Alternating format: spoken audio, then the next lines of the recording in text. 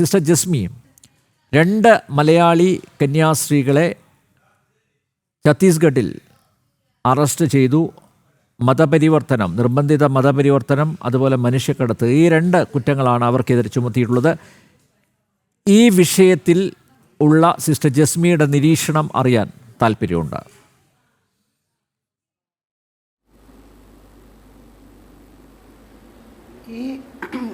ഈ 2 അപരാധവും അവരുടെ മേൽ ചെലുത്തിയത് അത് നമുക്ക് ഒരു അവിശ്വസനീയമായി തോന്നുന്നുണ്ട്.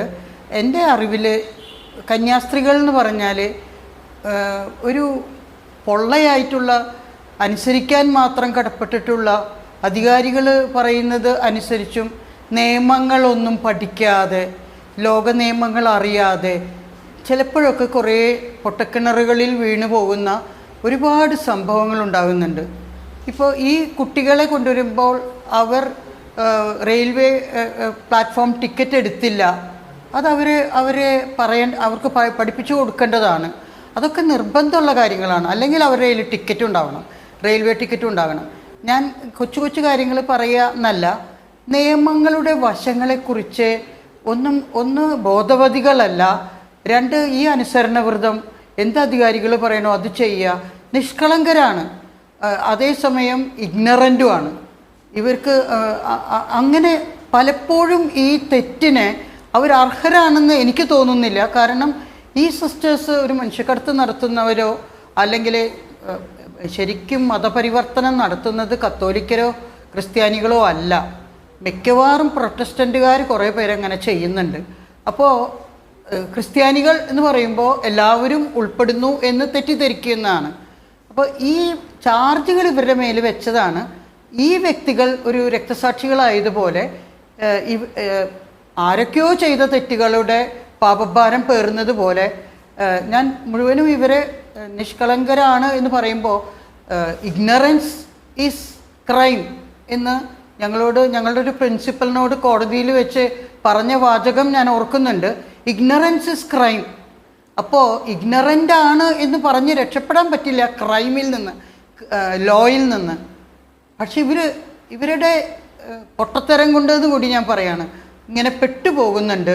അല്ലാതെ അത്ര വലിയ തെറ്റ് ചെയ്തവരാണ് ആ 2 സിസ്റ്റേഴ്സ് എന്ന് എനിക്ക് തോന്നുന്നില്ല. കാരണം സിസ്റ്റർമാരുടെ കുറേ ബലഹീനതകൾ അറിയാവുന്നവളാണ് ഞാൻ. ഒരു നിയമവും പഠിക്കില്ല, ഒരു നിയമവും അതിനനുസരിച്ച് നടക്കണമെന്ന് അവർ കെയർലെസ് ആണ് കുറേയൊക്കെ.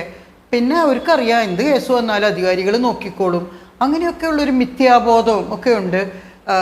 ലോ പഠിക്കണം, അറിവ് വേണം, അങ്ങനെയുള്ള കാര്യങ്ങളൊന്നുമില്ല. ഇന്നസെൻ്റാണ്, അതിൽ പൊട്ടത്തരവും വരും, ഇഗ്നറൻസായി മാറും.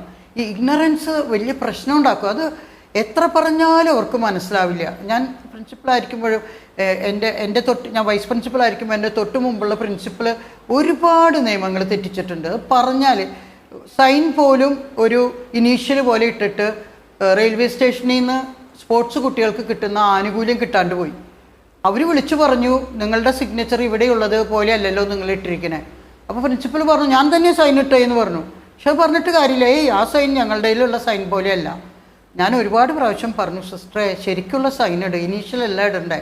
അപ്പോൾ സിസ്റ്റർ എൻ്റെ കൈ വേദന എടുക്കുകയാണ്, ജസ്മിക്ക് അത് പറഞ്ഞാൽ മനസ്സിലാവില്ല. അങ്ങനെയുള്ള ഒരു പ്രിൻസിപ്പലാണ് ഈ പറയുന്നത്. നിയമങ്ങൾ ഒന്നും അത് ശരിയായിട്ട് ചിന്തിക്കില്ല. ഞാനിത് നീട്ടി പറയുകയല്ല, നിങ്ങൾക്ക് ആ ഒരു 2 സിസ്റ്റേഴ്സിൻ്റെ ആ ഇഗ്നറൻസും ഇന്നസെൻസും ഒന്ന് മനസ്സിലാക്കാൻ വേണ്ടി കൂടി ഞാൻ പറയുകയാണ്. അവർ കുറ്റാരോപിതരായപ്പോഴാണ് നമുക്ക് സങ്കടം വരുന്നത്. കുറ്റം ചെയ്തവർ കുറ്റാരോപിതരാകുമ്പോൾ നമ്മൾ ആരും അവരെ രക്ഷിക്കാൻ ഇറങ്ങാറില്ല. പക്ഷേ ഇവരൊക്കെ ഈ പെട്ടുപോകുന്നവരും ഇവർ അറിവില്ലായ്മ കൊണ്ട് ചെന്ന് കുഴിയിൽ വീഴുന്നതും. പക്ഷേ എനിക്ക് ഇത്തരം അനുഭവങ്ങൾ ഉണ്ടാകുമ്പോൾ ഇനിയെങ്കിലും ഈ സിസ്റ്റേഴ്സും അച്ഛന്മാരും ഒക്കെ അലേർട്ടാവണം. രാജ്യ നിയമങ്ങളനുസരിച്ച് കടുകിട വ്യത്യാസമില്ലാതെ അതനുസരിക്കണം. അല്ലാതെ എൻ്റെ അധികാരികൾ എന്നെ രക്ഷിച്ചോളും എന്ന് പറഞ്ഞ് ഇവർ തെറ്റ് ചെയ്തതായിട്ട് എനിക്ക് മനസ്സിലായിടത്തോളം ഞാൻ വിശ്വസിക്കുന്നില്ല.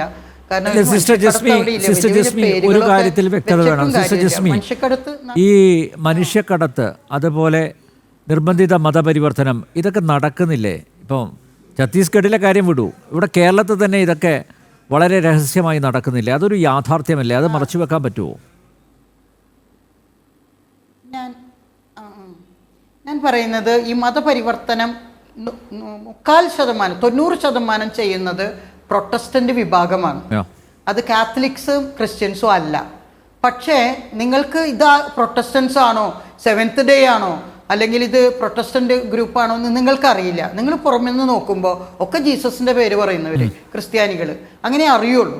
പക്ഷേ കുറ്റം എപ്പോഴും മേൽക്ക് വീഴുന്നത് ഈ ക്രിസ്ത്യാനികളുടെയും കാത്തലിക്സിൻ്റെയും.